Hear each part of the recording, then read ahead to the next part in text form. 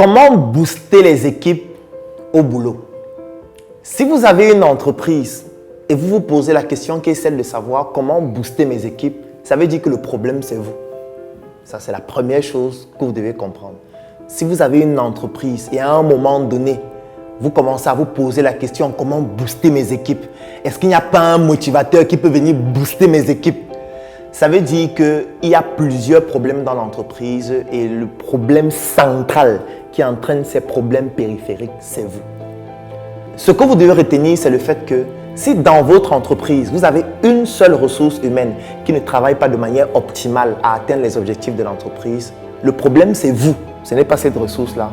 Parce qu'en réalité, ce qui permet à cette ressource de se retrouver là, c'est vous.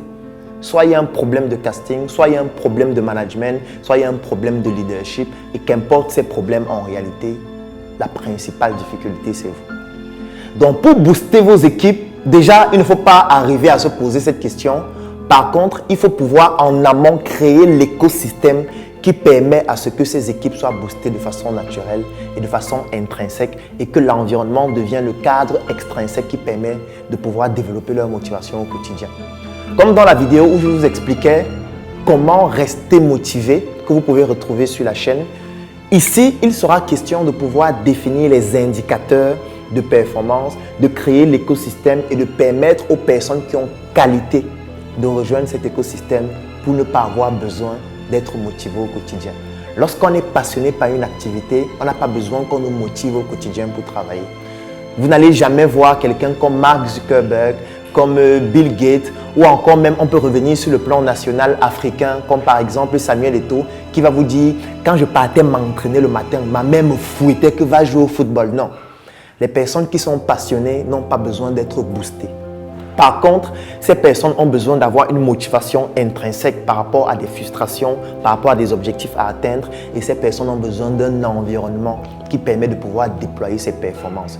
Donc, booster ces équipes au quotidien de manière naturelle, c'est d'abord vous-même d'être un leader qui naturellement booste les équipes et donne l'envie d'être comme lui de par ses performances, ce que j'appelle la dictature par l'excellence.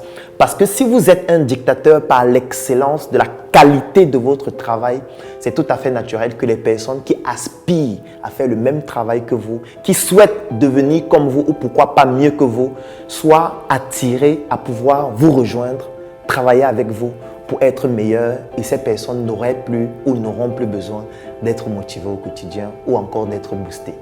Donc, première chose à faire, créer le cadre qui permet à ce que les meilleures personnes puissent intégrer votre entreprise.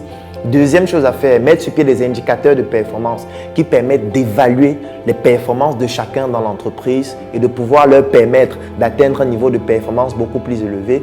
Troisième chose à faire, c'est de pouvoir créer un profil de carrière pour que chacun comprenne que, en fonction de mes performances, si j'excelle, j'ai la possibilité d'arriver à un niveau plus élevé.